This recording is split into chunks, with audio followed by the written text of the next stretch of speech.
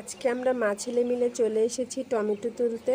মাশাআল্লাহ, আমাদের টমেটো গাছে খুব ভালো ফলন হয়েছে। আজকে আমরা অনেকগুলো টমেটো তুলে নেব দুইজনে মিলে। টমেটো খাওয়া আমাদের স্বাস্থ্যের জন্য খুবই উপকারী। টমেটো অত্যন্ত পুষ্টি সমৃদ্ধ একটি সবজি। এটি কাঁচা বা পাকা দুই অবস্থাতেই খাওয়া যায়। টমেটো থেকে আমরা বিভিন্ন ধরনের ভিটামিন মিনারেলস পেয়ে থাকি, যেমন vitamin A, vitamin C, vitamin K এবং প্রচুর পরিমাণে পটাশিয়াম রয়েছে। টমেটো আমাদের স্কিনের জন্য খুব উপকারী একটি সবজি।